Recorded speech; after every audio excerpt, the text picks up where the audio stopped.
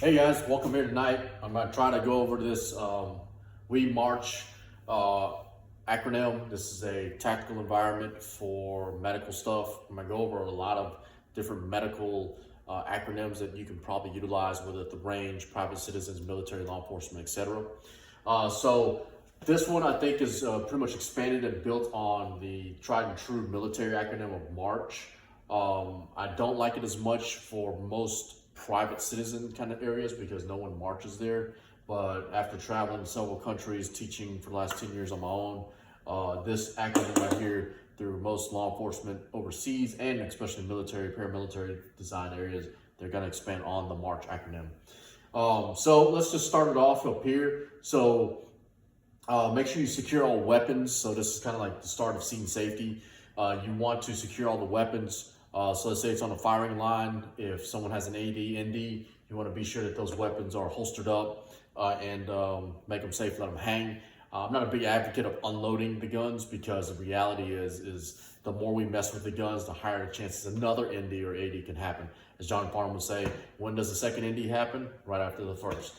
So we do want to secure those weapons, and that also goes to the patient. So if the patient is over there, he needs to secure his weapon, or we need to secure it for him if he's unconscious. Again, that could also be in a tactical environment where if he fades out, we want to be sure we secure those weapons so when he wakes back up, hopefully he doesn't, recollect what's going on and pull out a gun and put it in your face. The second thing we need to cover is the 4 E's, starting off with equipment associated with said weapons. So example may be like if you're a breacher, you don't want to go on the ambulance and have a bunch of breaching equipment on you. Example, pyro, explosives, flashbangs, hand grenades, etc. Or those weapons, so we want to secure those from the patient. Next is maybe energetics and explosives. Kind of already talked about that. You want to secure those things, whether it's within the environment or on the patient or the person. So secure all the bangers. Next on that list is the environment. Is the environment safe? Can we operate on this dude? Can we secure him on there? And that could be anything from the weather. Remember, if you fall, like for an example, a friend of mine once fell in the North Atlantic, you're looking at 3 minutes of survival time. So environment could be a huge factor on the survivability of our said patient. So consider those things right there.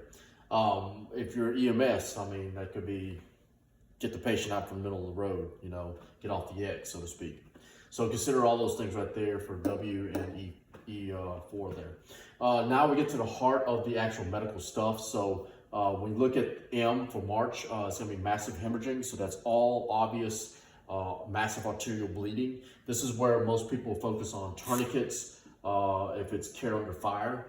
So just kind of note that any obvious outward garden hose spray of blood, bright red bleeding, we want to take care of that. If it's an appendage, we do tourniquet use. Remember that goes into, we seal the container, tourniquet the appendages, not the neck, and we pack the junctures, including the neck. The add-on pieces here attached from your upper extremities to your chest and your lower extremities, abdominal section. So massive hemorrhaging, let's deal with that. Next on the list is going to be airway, so we're going to secure that airway. Most of you already know this, so that's the physical airway, right? So making sure the nose is open, the mouth is open, and the throat upper area is going to be clear. Check for those respiration rates, equal rise and fall of the chest, etc. Next on the list is, recovery position is your basic one that most people can do. Next on the list is going to be respiratory. So respiratory, again, is the functionality physiologically, interiorly of the body. Are they having good inspiration, expiration on the respiratory side? And both of these right here, this will go into, if it's trauma-based, sucking chest wounds, chest seals, et cetera, et cetera. So ensuring those things. Next on the list is circulation. So we're going to check the rest of the body, make sure there's no additional holes, make sure that they have good blood perfusion. And it could also mean CPR. Again, if you're at the range, this person may have passed out and is having a heart attack or something, some sort of heart arrhythmia. So we may need to consider CPR there or BSI. Some sort of circulatory issue that is not trauma-induced, I guess. Next on the list is going to be our H. So H4, so head injuries. This here, we're going to talk about like level of consciousness, super important. That'll be like your AVPU scale. Are they alert? Are they verbal? Are they responding to pain stimulus only? Or are they completely unconscious and unresponsive? So AVPU, level of consciousness, could give it a good indication of their head or head injury. Check for that cerebral spinal fluid leak, etc. Next is going to be our hypothermia. So that's a big one. That's an original to March, is getting trauma patients off the ground and keeping them warm, because we strip all their clothes off, expose them to the environments. Remember that coagulation of the blood severely decreases, and the expected percentages of survival decrease as the temperature of the core of the body goes down, and we're losing fluid in addition to all those things. So hypothermia, kind of secure that, wrap them in a space blanket, get them off the ground, give them rapid transport, etc. Other things to consider though is hypovolemia, another down. Hypovolemia, maybe they're just low fluids because they're dehydrated.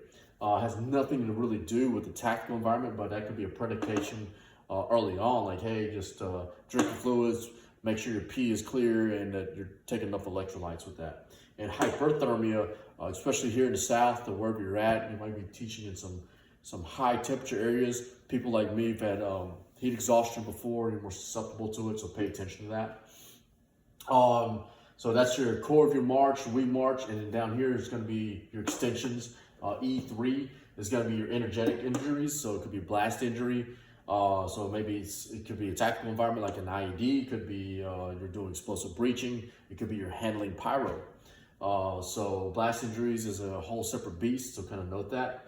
I'm going to add one more on there, and it may be like electrical, because when you look at it from like firefighter standpoint, there may be power lines down, so I may have to add that as an E4. I just thought of that. So electrical issues right there. Next on the list is any sort of ejection. People riding around in four-wheelers, cars, get ejected out of vehicles, and you have to go back to here and look at head injuries, massive hemorrhaging, airway, respiration, circulation, and so forth. And of course, your environment where you're at. And of course, extrication. Extricating is, I think, a big one that gets lost and left behind, but we have to be able to get to said patient.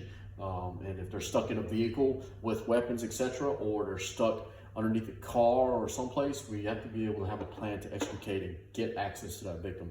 So just a quick down and dirty on We March, on an expansion of the March acronym. Keep that in your book, look it over, and just kind of know what it is.